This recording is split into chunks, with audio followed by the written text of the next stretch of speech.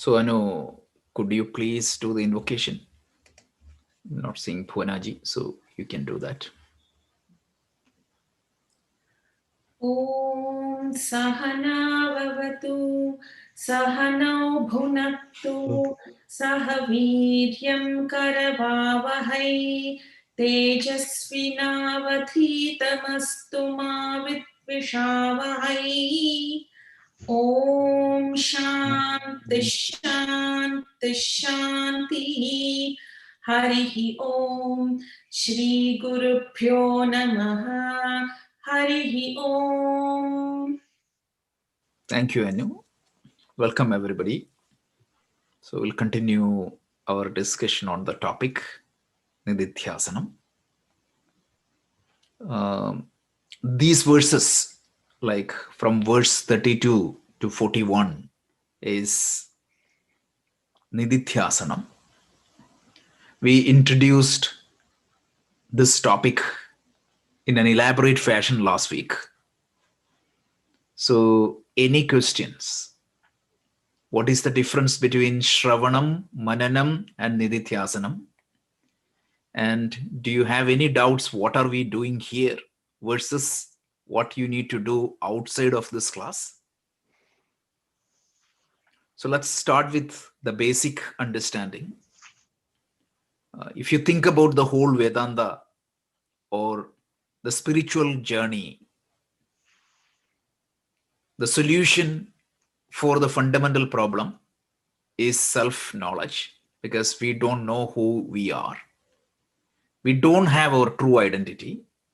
When we mistake our identity, the way I think, the way I feel, the way I perceive, the way I act and react would be based upon the understanding of who I am. Just think about that good old classic example, the rope versus the snake. If my understanding is that what is lying down is a snake, my perception, my feeling, and my thinking would be based upon the experience of a snake, not that of a rope. And my actions and reactions are also based on my wrong perception. So if my perception is not correct, if my understanding is not correct, everything else will break. Why there was a panic attack, or why there was so much of chaos for that 10th man? Think of it. Why? Because in his understanding, the 10th man was missing. So anything you say, anything you tell him would not solve the issue. So that's exactly what is happening. So if the problem is, I don't understand myself, I take myself as something other than myself, so that would be a problem. So how to fix it? If the problem is in understanding or perceiving something properly, what is the solution? Correct my understanding. Correct my understanding, right?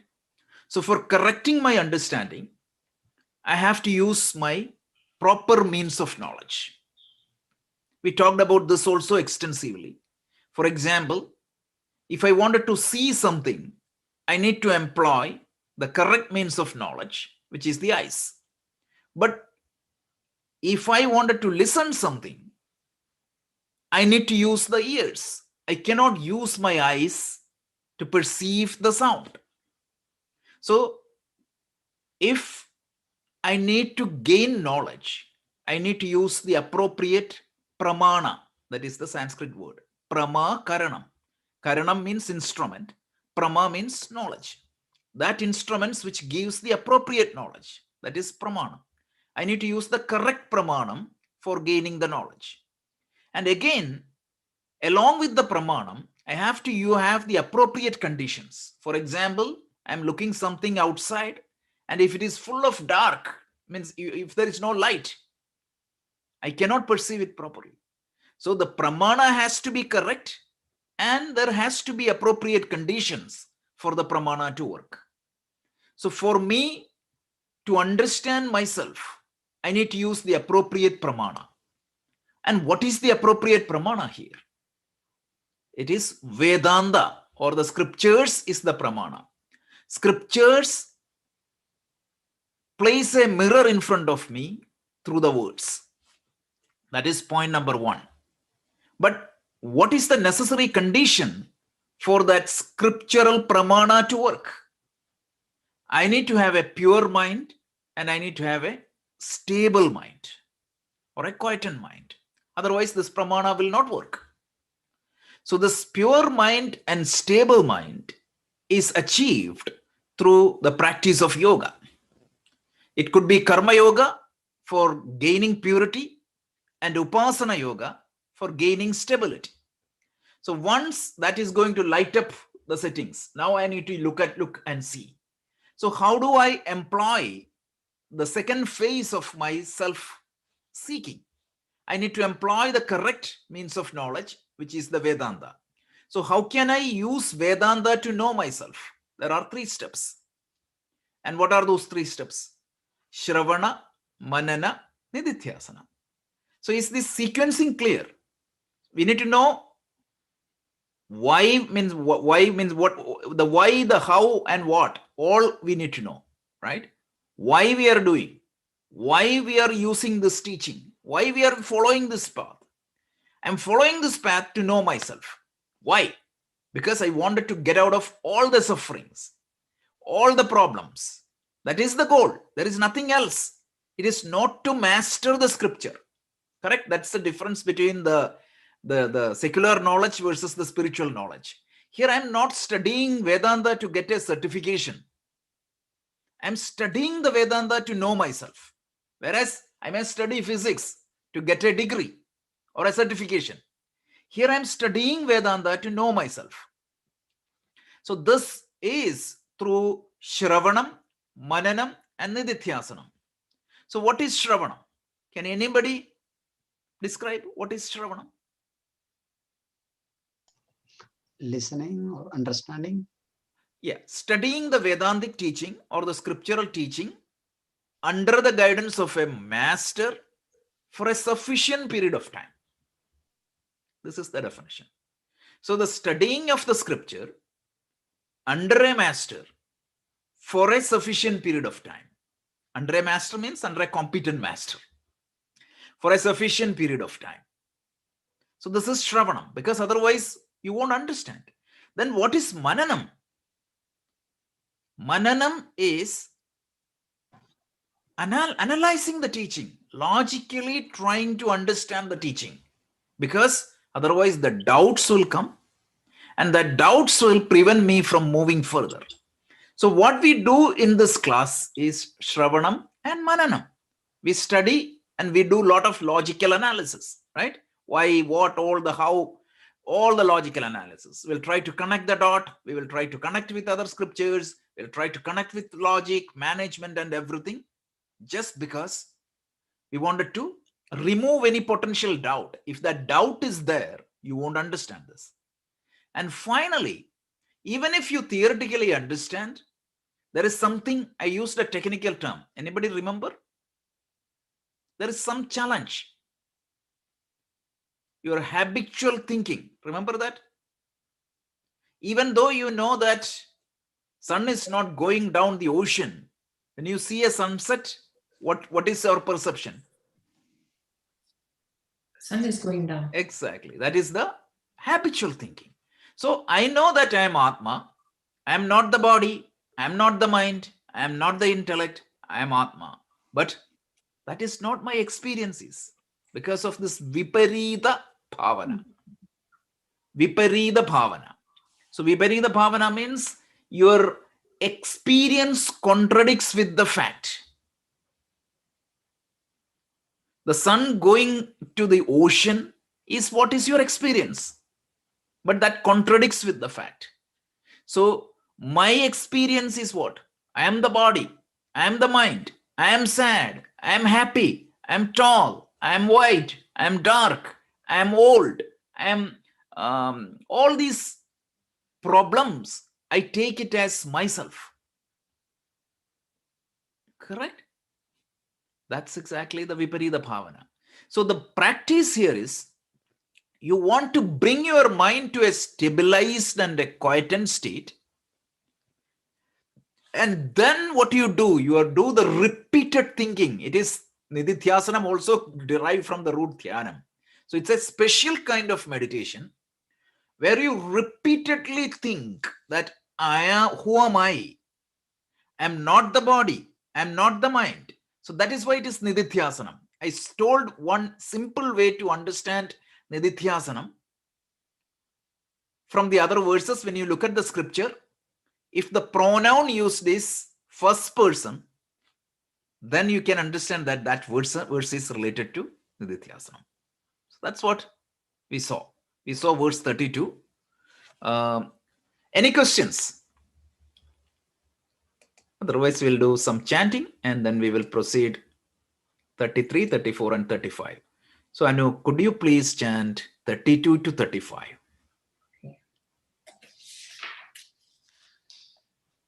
Tehanyatvanami janma jara karshalayadayaha shaktadi vishayai sangaha nirindriyatayanacha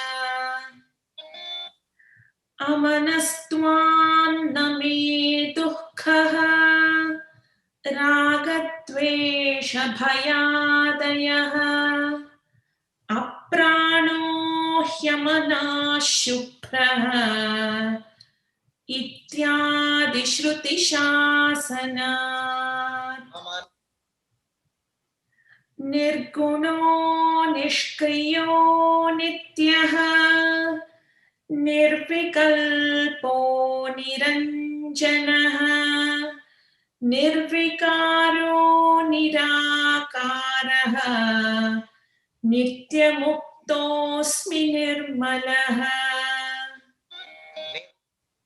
ahamakashavat sarvam bahirantargatochyutaha sada sarvasamassiddhaha nissango nirmalo chalaha. You're chanting really great, Anu. So I know that you can chant Bhagavad Gita very well, but now you are extending that to Atmabodha also. It's really amazing to listen to you when you chant. Thank you very much, Rajesh. Okay, so let's go back. And so you might have seen, right? He tells,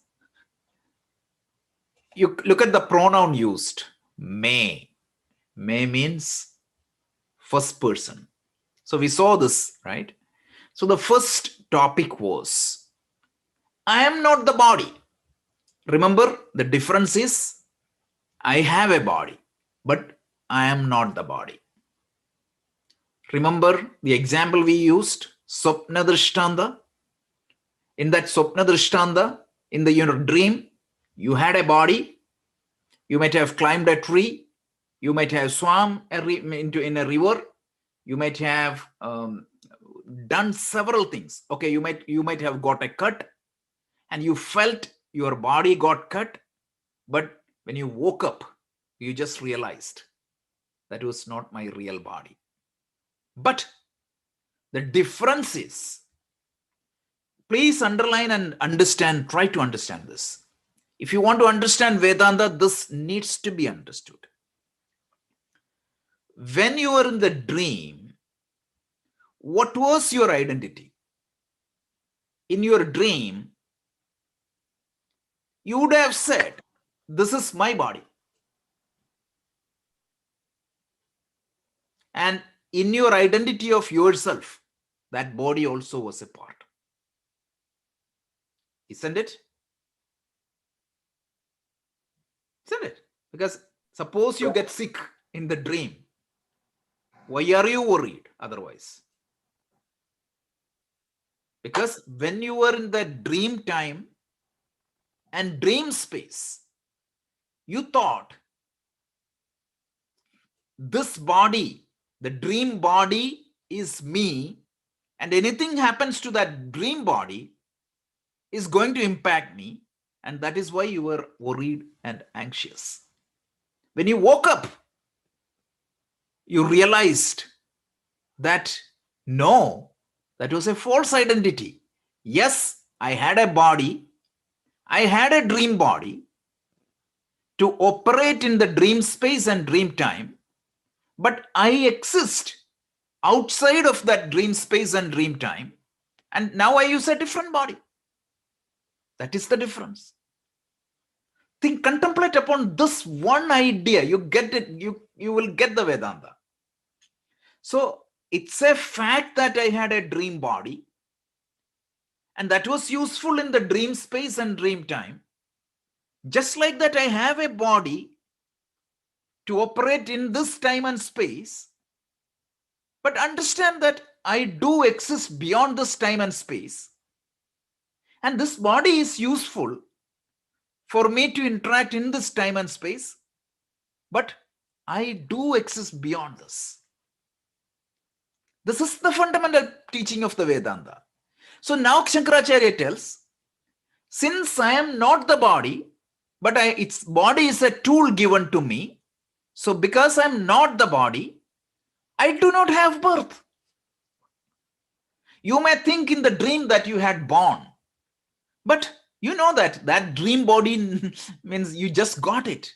You were born beyond the dream. So even though you have a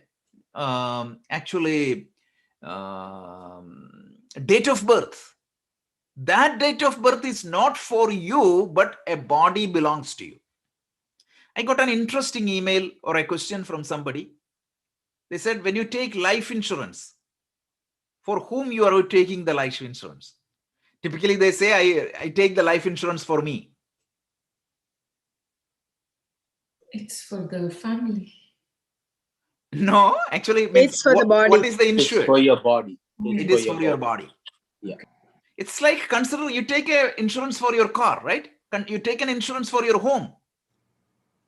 Why you take an insurance for your home? Because it is important to have that home, and you wanted to mitigate the risk of something happens to a valuable asset belongs to you. So you take the insurance for the body also exactly like that. Body is probably the most valuable asset you have, but it is not you.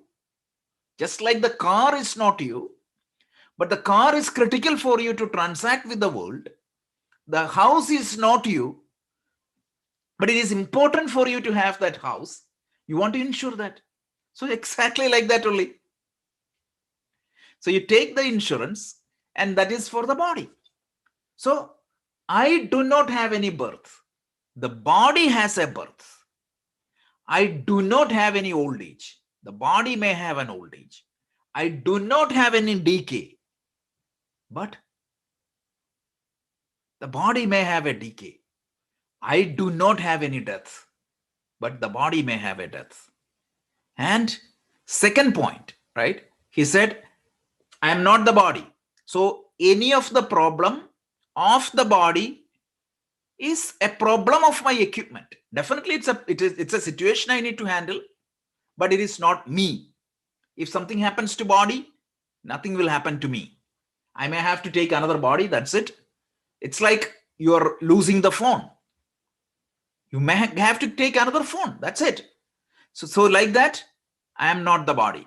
So I am not subjected to any of the changes or any of the problems of the body. This is Nididhyasana. You need to contemplate upon this. And then, since I am not the body, the attachments, connection between the external objects. I crave for good food. Why? Who likes the food? Body. Exactly, my tongue and mind. So understand that the sangha or the connection is not with me and the external object, but the sangha or the connection is between my own sense organs with the sense objects. So my tongue like jalebi. So it's not that I like jalebi, but the particular equipments I may have, I like it. I like to watch horror movies or action thrillers. Who like the action thriller here? My mind and my sense organs likes it. So Shankaracharya tells, the association with the worldly object is not with me because I am independent of my senses and mind. So the connection, the eyes may get attracted to a good vision. The ears may get attracted to a good music. The tongue may attracted to a good food. The nose may get attracted to a good smell. But I am different. Are you getting it? Getting the idea? This is Vedanta. So let's continue. So the first 30, the verse 32, we saw that I am not the body, I am not the sense objects. But mind you, we never said they are not important to you. Just like you take an insurance for your house, just like you take an insurance for the car, you need to take care of your body and the senses. So that's not the idea. Because some people say that, oh, now I don't need the body.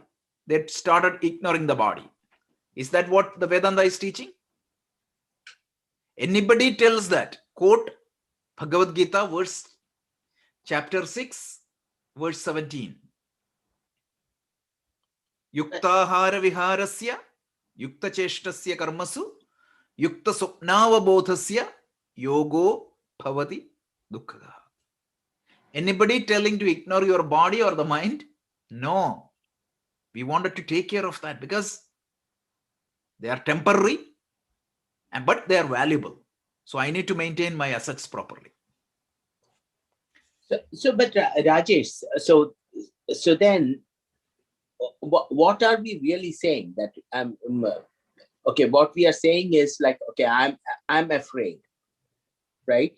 So instead, if I say my body is afraid, this whole thing is all solved. No.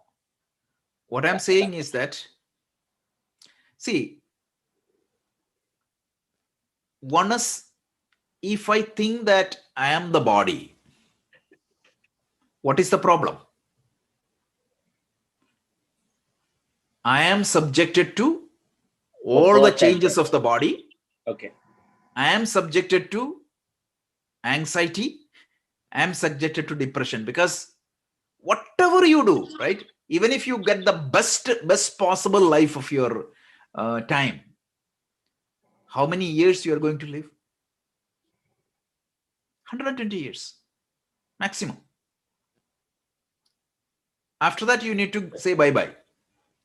So in essence, what we are really saying is, by understanding that I am not the body, you're saying, okay, even if the body dies, it's okay. So you will be That able is to going to save handle you the from situation fear. better. That is going to save you from seeing. That is going to help you to see things clearly. Clear. Because why I am very much means the greatest source of fear is what?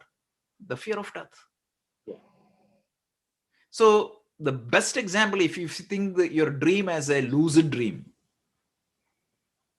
in that lucid dream, suppose you get corona, you won't be afraid. You know that after all, this is a dream. It's just a dream. I do have an existence outside of this dream. But if it is not a lucid dream, what is going to happen? Yeah, you worry. Okay. Exactly. So you are not trying to change any facts. That is what I said. Like, the difference is when you have the body-mind identity, everything in the universe becomes a problem. But when you have the identity with the Atma, it is a situation to handle. Okay. There is a difference. There is a huge difference. Yeah. Thanks, Raj. Yep. No, these are, you have to ask questions. I'm going slowly on these Nididhyasana verses just to get an idea of this, because when I was studying this long time back, this was most confusing and struggling area. So that's why. So let's continue. Verse 33. Anu, could you please stand?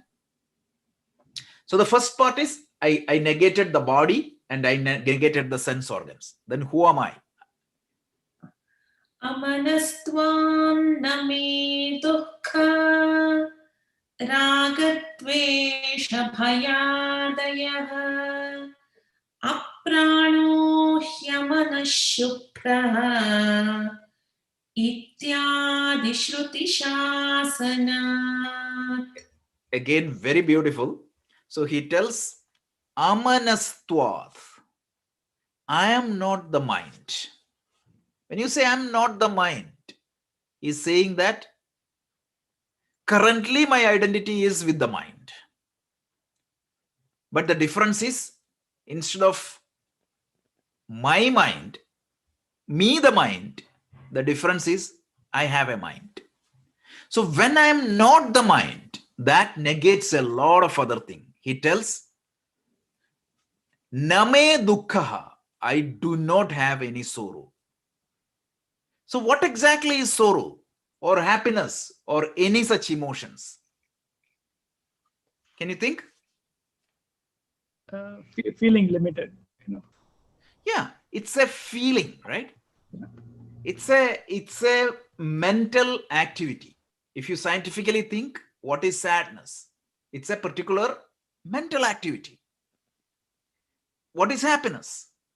It's another state of your mind, right? It's a biochemical state, isn't it? So when you have that particular state or that chitta vritti, as per the language of yoga, you may feel sad. But where exactly is that sadness? The sadness belongs to the mind. It is a particular chitta vritti of the mind.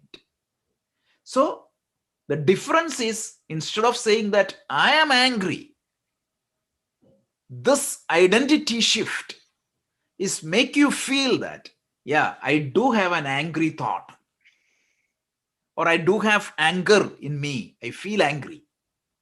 So you will be able to look at that anger objectively, and you will be able to use your judgment to say, yeah, I need to act on this, or I don't need to act. Typically, that is not the case. The emotions will overpower you. So the moment you separate yourself from mind and see you separately from the mind, you see that, okay, happiness is nothing but a thought or an emotion in my mind. It's a chitta vritti in my mind. Sadness is a chitta vritti in my mind. It's both happiness and sadness are different from me. It's like, imagine that crystal we talked about. So let's say that red cloth is sadness and green cloth is happiness. So when I see the crystal as red, I need to understand that it is not the crystal that turned to red, but it is that cloth in front of the crystal turned red. Is that demand some attention? Yes. It's a dashboard. Emotions are nothing but a dashboard. It's a means to communicate to you that, yeah, there is something wrong. Why God has created pain? What is science telling? To keep you safe. To keep you alert, right? It's an alert. It's a trigger. That's it.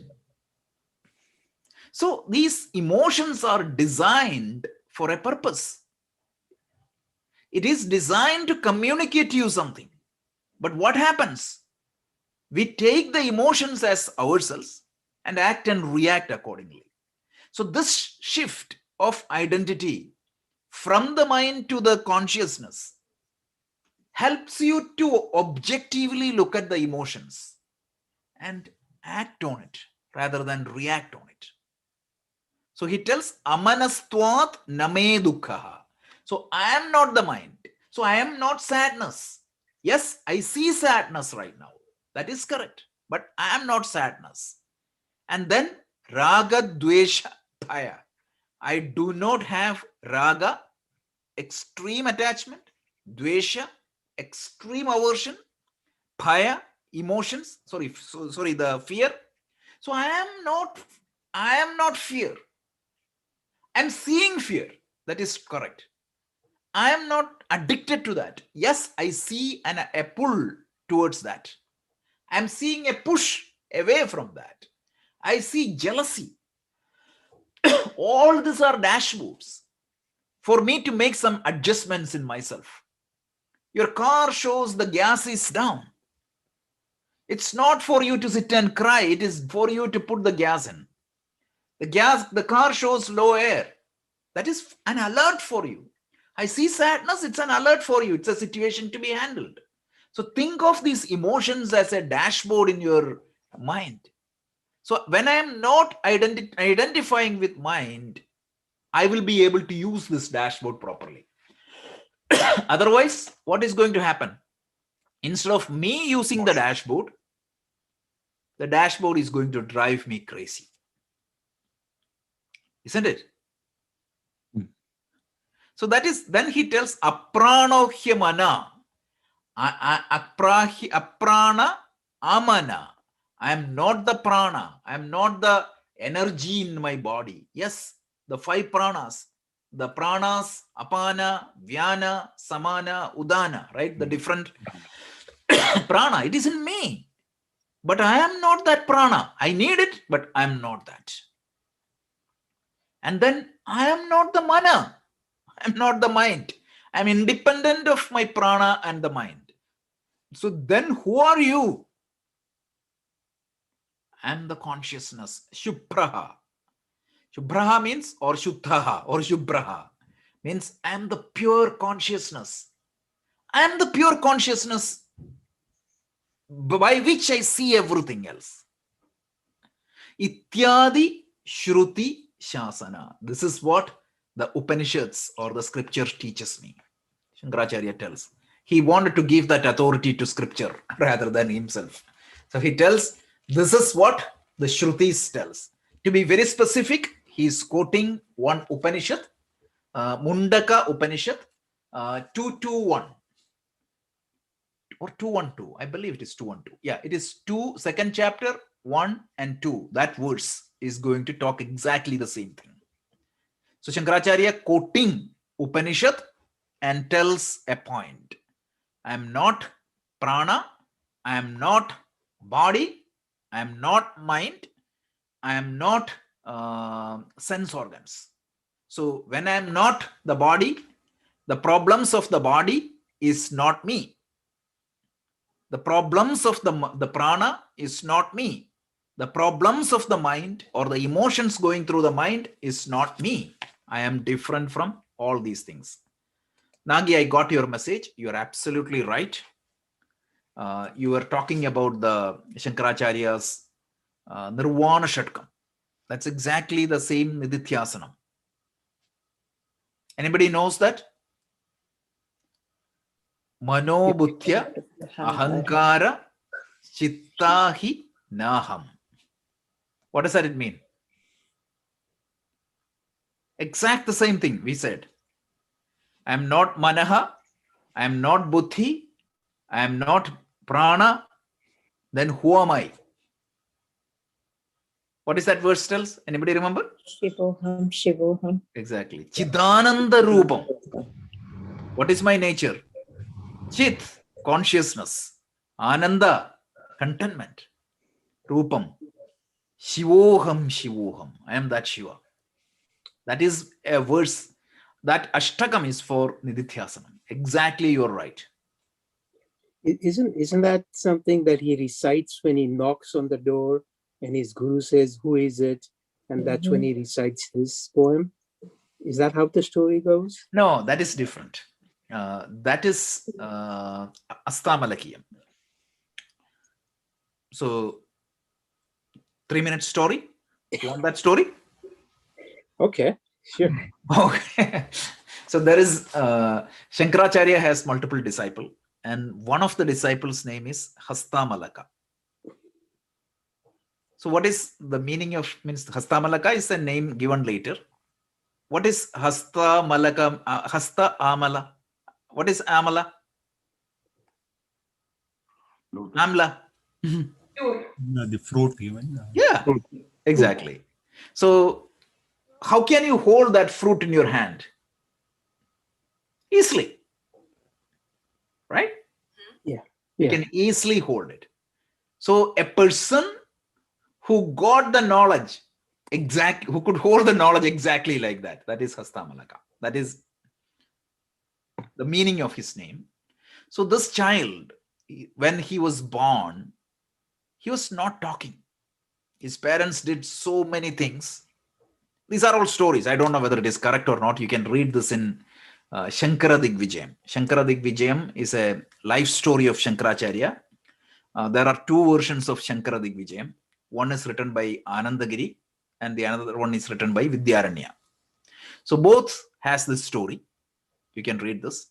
But sometimes what happens, these stories are always exaggerated. So the story goes like this. This boy won't talk to anybody. The parents was so much of worried, and finally Shankaracharya was traveling through that place, and Shankaracharya was brought to this house. And when Shankara heard about this child, he went to the child and asked a few questions. He said, Kastvam shisho kasya kitosi banda kimnama hetyam kutayagadosti. Who are you, child? From where you came from? Please tell me. That's the time this child started speaking. So he tells, Naham manushyo nachadeva dercho, na brahmana kshatriya vaishya shudra, na brahmachari na vanastaha, pichur nachaham chida, means chida bodha rupam.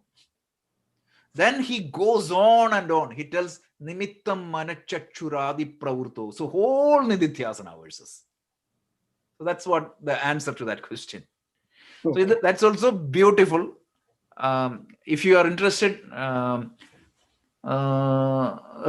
like there is a beautiful book by Chinmaya Mission. It's called I forgot the name of that book. Stotramala, right? Yeah, Stotramala. There is a book. You can read that book. In that book, this is given, and there is a beautiful chanting by Swami Brahmananda. He did a brilliant job chanting this Hastamalakiyam. Thank you. But that's also Nididhyasana. And also, since you asked that, even Manisha Panchakam, Shankaracharya's famous 5 verses, in that also the 4th verse, again that is Nididhyasana. So last week I quoted so many verses on Nididhyasana, but a few people posted a few more. These are additional things. Okay. Any other questions or comments? Good. So let's continue. If you don't understand anything, please pause and ask, because this is important topic. Okay, so next 34. Anu, could you chant, please? Nirguno nishkriyo nityaha nirvikalpo niranjanaha nirvikaro nirakaraha nityamuktosmi nirmalaha. Again, beautiful verses. Let's try to understand the meaning one by one. So he tells Nirgunaha. Guna means what? Virtue. Attribute. Okay. Guna means attribute. Virtue is also an attribute. So Nirguna means what? The attribute belongs to whom? The weight, the height, the physical attributes are there. Psychological attributes are there. So the physical attribute and intellectual attributes are there. So I can say that I'm tall, or I'm short, I'm dark, I'm tan, I have hair, I have dark hair, I'm old, I'm young, I'm sick. All these are attributes. All these attributes belongs to whom? body and My mind. body. It's my body, but it's like my iPhone is broken or my car is scratched. Exactly like that only. So the gunas belong to the body and the mind. Not only that, I am sad. That's an attribute. I am happy. That's another attribute. Where means the attributes of what? Who has that attribute? Just like that, I was old, I'm short, I'm dark. That belongs to my body. I'm happy, I'm afraid, I'm sad, I'm jealous. Which instrument has that attribute? Subtle body. My mind. Mind. Yes, subtle body. Or I'm very intelligent. That is my intellect. So the attributes belong to the body, whether it is physical body or the subtle body, but I am not that. So nirguna means what? Beyond attributes. That's the first thing. I'm just laughing because in local vernacular, right? If a person is good for nothing, they call him as a nirguna. The word nirguna doesn't mean that. Yeah, yeah, that's what they called. In Malayalam, they call it like that. Yeah. And some people even call such people as Nirguna Parabrahma. Just for joke, some people used to call even A.K. Antony like that, right? Yeah. Because he won't speak or he won't do anything. Like that's why people used to call him. But that's not what the meaning of this. So that's for joke. So Nirguno, what is the second point? Nishkriya. Kriya means what? Action. Who acts? I am running. I am walking. I am climbing. Who is climbing or who is walking? Think through that. Body. Or I am mentally thinking. My mind. So the actions or the changes belong to my mind and body. Nityaha. So each of these words you can contemplate. Even this can be used for even simple meditation. Forget about medityasana. So nirguna, nishkriya, nitya. Nitya means what? It's a simple looking word. What is the meaning? Always or What does that mean? Think through the literal meaning. Always there. Always there means if you Eternal. eternal. Imperishable. Imperishable, eternal. So think through that. When you say eternal, it's a big word. Before the Big Bang, before the universe got emerged, still I'm there.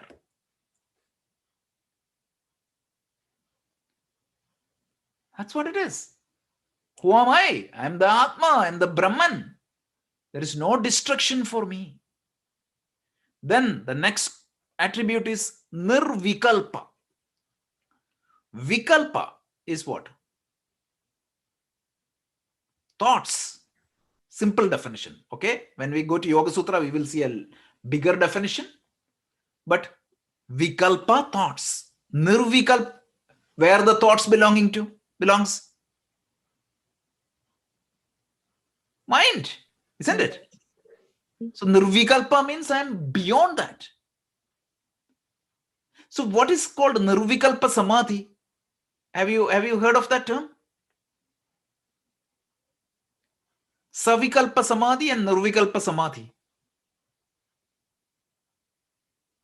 You haven't heard of that? Samprajnata, Asamprajnata Samadhi. There are two Samadhis they call. Nirvikalpa Samadhi means you go beyond your thoughts. Your thoughts are silent. In that silence, what you experience is called Nirvikalpa Samadhi. So Nirvikalpa here means you are beyond your thoughts. The thoughts belongs to an instrument you have. That doesn't mean that your car make noise, but the noise belongs to the car. I might be sitting in the car, but the noise is not mine. It belongs to the car. So the thought belonging to the mind, I am beyond that. Then what is what? Niranjana. Anjana means what? Nobody here with the name Anjana, right? Anjana has multiple meaning. There are some good meanings also. And one of the meaning of the word Anjana is what? Stain. So Niranjana means what? One with a beyond the stains. Where exactly the stains belongs to? Either the body or the mind. So Nirgunaha, Nishkriyaha, Nityaha, Nirvikalpaha, Niranjanaha. Then next is Nirvikaraha. What is Vikara?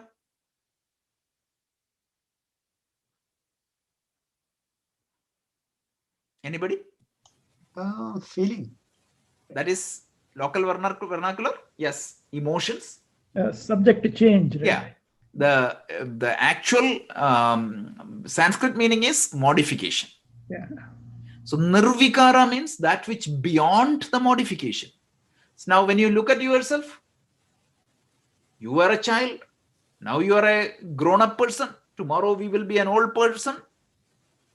What exactly changed? The body changed. Right? The mind changes. I was a Democrat. Now I am a Republican. Or I was a Republican. I changed to Democrat. Or I was a spiritual person. Now I turned to a materialist. Or I was an ignorant person. I turned to a knowledgeable person. Or I learned a new skill. I learned a new habit. All these things belong to the mind and the body. All these changes. So the vikara or the modification belongs to the body and the mind. I am beyond that. Nirakaraha. Akara means what? Shape. What exact means? Who has the shape? The body has the shape, right? So Nirakara means I am not limited by the body. I am all pervading. But the body has a shape. So the akara or the form belongs to the body. And then who am I? Nitya Mukto Asmi. I am Nitya Mukta. I am always free. I am not conditioned by anything. I am eternally free. I am not conditioned by anything. And I am Nirmala. Mala means what? Impurity. Nirmala means beyond all the impurities, meaning I am the purest of the pure. So that is the nature of Atma. So again, we are doing Nidithyasana and we are just trying to reaffirm to myself, who am I? If you don't understand this, don't worry. This is the final stage of the Vedanta. It is the most advanced Vedantic topic. But if you had followed systematically, there should not be, at least you can understand that. So we have 10 minutes. Any question answers? Or we can continue with one more verse, or if you want to discuss something, or means let's spend some time in discussion and question answers, because that's where this knowledge goes to the mind. Because the Shravanam and Mananam has to be accomplished here. Rajeshji, Yeah, I have a question on that Kalimalam. Kalimalam. Mhm. No, there's no In word. Gita Dhyanam itself, it's coming, right? Oh, yeah. So are they talking about the impurities, that same 3 types of impurities? Yeah. So Kalimala Prathomsi Nashreyase, right? Correct. So the Bhuya Kali, Bharada Pankajam Kalimala Prathomsi Nashreyase. Yeah. So Kali is a time, right? correct. So this period is Kali Yugam. yeah. So in Bhagavatam it is a Ghore Kaliyuge Prapte Brahmana Vedavarjita. Right? So the mother will abandon the child. So Correct. like that, there is All those bad things all happen. those things, right? So the malam here Malam means refers to impurity. So the very nature of Kali is putting impurities. So you are corrupt, mentally corrupt. So Bharata Pankajam, the lotus of the Mahabharata, means it will be able to save you from the malam. this impurities. That's all. Then there is something called mummalam, like that's in, I don't know if you've heard that term, 3 types of malam. Yeah. And the one is that I nature, which is the ego thing. And the second one is the karma phalam, what you get out of what you're doing. And all those come under. Then the third one is the maya, that comes under that. So, Right. so this malam, what you are talking right Absolutely, now. it belongs to that, right? So this Okay. malam itself can be, but what I'm saying is that whether it is 3-way classification or 5-way classification, I am beyond that. Impurities. Yeah. We are just beyond. This it's this a is dicing and totally slicing. different. We can, Atmabodha is totally different. right. We can dice and slice in many ways, and in our scriptures you can see different dicing and slicing. Okay. So I got it. absolutely it is that. So it's the same malam. Okay. Yeah. That's all I want. That's all I want to make sure. But think of logically, right? When you think about it, malam belongs to either outside of me, my body, or inside. second is my body, the third is in my mind. Whether it is world or my body or my mind, I am none of that. That's it. Beautiful. I am beyond. I'm very glad I'm connecting those and this. Yeah, I am beyond that. Chidananda Rupa Shivoham. Rajesh, I have a question. Yeah, once you understand that you are that awareness, then going to that deeper one, is it more like you go back, assimilate more, meaning you clean the first 2 steps even further down? I mean, you could get a glimpse, right? Once you do the Nididhyasana, but how is the process again going back and cleaning more Karma Yoga, Upasana Yoga? Right. So that's a very good question, right? Practically, we are facing that challenge. Even in our current state, if you take me, I cannot talk about you, but if you take me, I know that my mind is not that pure. I am conditioned with the 6-fold problems, impurities, kama, krodha, moha, lobha, mada, matsarya. I know that I have that. And then I know that my chitta is not stable. Chitta sthiti is not there. But I'm exposed to this teaching. So when you take me, whose mind is not pure, when I'm saying that it's not to the extent it is pure, not to the extent it is stable, when I take myself and create that condition, right? So when I go, sit and try to meditate, what is going to happen? Even though I cannot maintain that stability 24/7, when I am in that deep meditation, what is going to happen? Temporarily, my mind becomes stable, and temporarily that impurities will not affect me. So at that point of time, I experience this little bit. And you see this in the Yoga Sutra, and they call it as Nimisha Samadhi. A temporary samadhi, you get a glimpse of it. But that won't negate the Viparita Bhavana. Because for me to get out of this Viparita Bhavana complete, I need to have that Adhikaratva. But this glimpse is given to me to give me confidence and give me some confidence and the ability to know that, yeah, my path is correct. So that's the advantage of these meditative practices. So people, when they say they get an experience in the meditation, that's a temporary thing. But that's better than nothing. But this is how it is. I'm sure all of you might have some good experience in that meditation. And when you think about this at the meditation, you feel good. But the moment I get out, the nagging teen is there, the shouting boss is there, difficult work is there, the whole thing gone. Yeah. But what happens is that it is the body, it's the mind. It will never be 100% pure, right? Yes, you can go in that direction because of the guna of body. That's a good it will question, never right? be. Right. Yeah. Yeah. Now, what they're saying is that there's something called escape velocity. What is escape velocity? It's a threshold. You need to that level, right? It won't be 100% pure. But once you cross that break-even or threshold, then you're gone. Boom. Got it. We need to reach that state. Reach that level. So you're jumping, right? You're with a pole vault, you're jumping, but you haven't reached that level. Yeah. Got it. Thank you. All these are actually, there's a beautiful book called Vidyaranya's Panchadashi. You can read that, and all these things are explained. Because yeah, I don't think I'm ready for Panchadashi. No, it's a post Upanishad scripture. Yeah. But it has all these minute details.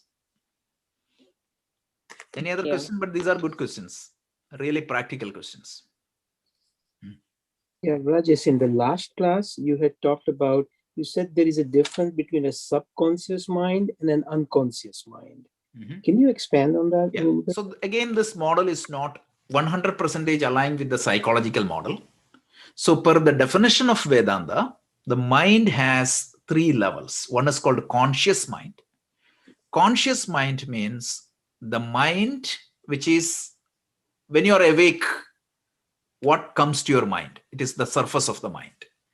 Subconscious mind means in your dream, or it's not that deep, but it is not on the top, in the middle. So it is still, you can recollect it. Sometimes the thoughts in the subconscious mind pops up. Unconscious mind is you are not at all conscious of that substance at all. It is very deep inside you. So subconscious mind, it may pop up in a dream or it may pop up sometimes, but it is not readily available for your use. It's not in your working memory. But conscious mind means what is in there, your working memory, or what you can pull out from your chitta and load in your working memory at ease. So something you might have happened in your past. You might have completely forgotten that, but suddenly it may pop up in your mind. That is from the subconscious. So when it pop-ups into your mind, it is moved from subconscious to the conscious mind. So this is the difference. Unconscious means you are not even aware of that. So the psychology has different model, and they mainly talk about this conscious and unconscious mind. And this, what is in the subconscious mind plays a big role in our sometimes our behavior per the psychology of yoga and Vedanta. So what does the unconscious mind do then? I mean, unconscious mind is very, it is there. So sometimes your behavior, it may reflect in your action, but you are not conscious of it. it's like the facial expressions that you have. Even the vasana, right? What you call as the vasana, it is in your unconscious. So vasana means, why do you like certain things? Why do you like certain types of music? Or why do you like certain people, without explaining that? So there is something in your deep in your psyche which is going to drive your behavior, and that is called vasana, and the unconscious influences that. Okay. Good. Yeah, it's something in your psyche. That makes sense. which is not obviously visible to you. That's true. Okay, thank you. Yep. Any other questions? This is good.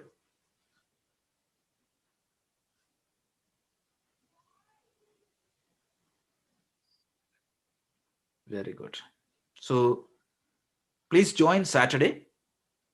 I'll publish the actual programs. So Saturday morning, 9 o'clock, we have Vivekji, we have Vikrant, and I also have a small slot. Gina will be doing some yoga, live yoga, and there is a panel discussion also from multiple part of the world. We have Madhu is there in the panel discussion. We have actually Dr. Lata from Canada. We have Dr. Subbu from India. So multiple people are there. This is the US time zone program. India time zone program, if you can awake, 11:30 our time on Friday evening. Swami Swarupananda, the global head of Chinmaya Mission, is going to open up the event, followed by Dr. H.R. Nagendra, the Indian Yoga Council president, and the Ayush Ministry head, not the minister, but he's the one who drives the Ayush Ministry. We have Sophia, you know, right? The one who wrote the Dalai Lama's the biography.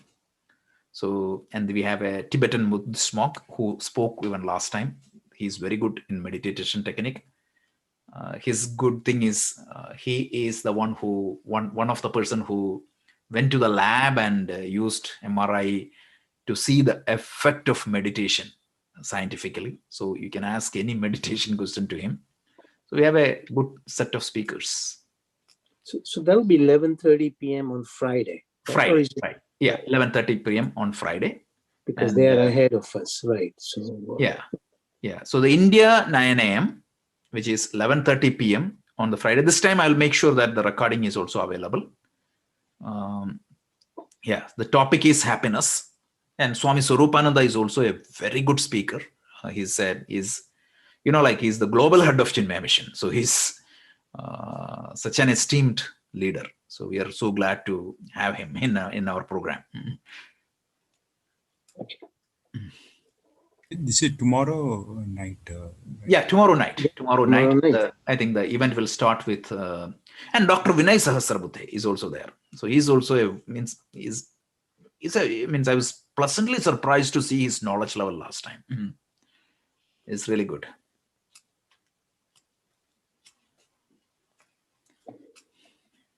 And we have an array of artists this time, like from different cultures. So Rajesh, what about the European one? European one, oh my God, yeah, that is in it. I don't know the time. Europe 9 o'clock. So what would be the time here, Gina? You know, 3 o'clock. 3 o'clock in the morning. Rajesh or Gina, they can tell you, right? Yeah, it's 3 a.m. Yeah, 3 a.m. I think. No, but who are the speakers on?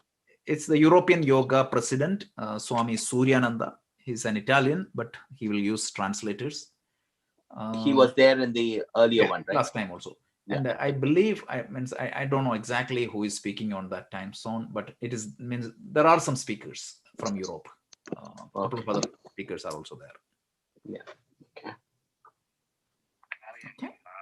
So after this, we will plan for the next event will be International Yoga Day. But before that, in April, I will try to have one session with Ashraf, who is the author of Janaka and Ashtavakra.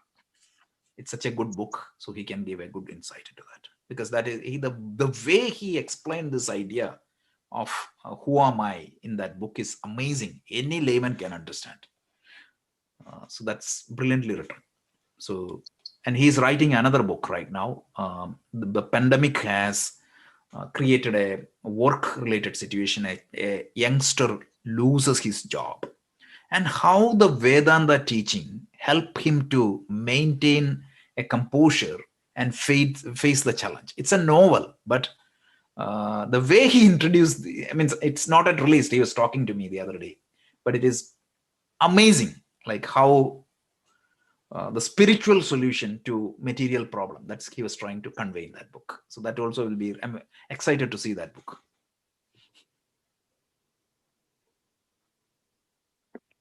Okay, and forgot to tell you, like after that, like in April, we will have Swami Sarvapriyananda will coming, and you can tell me the topic. If whatever you want, we can put 1 hour or 2 hours for with him. He gave us a time slot, so we can do that.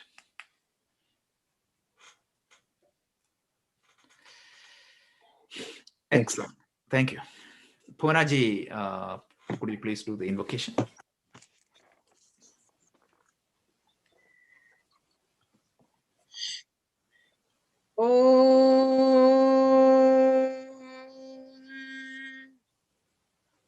Purnamadah Purnamidam Purnat Purnamudachyate Purnasya Purnamadaya Purnamevavasishyate. Om Shantis Shantis Shantihim Hari Om Shri Gurubhyo Namaha Hari Om.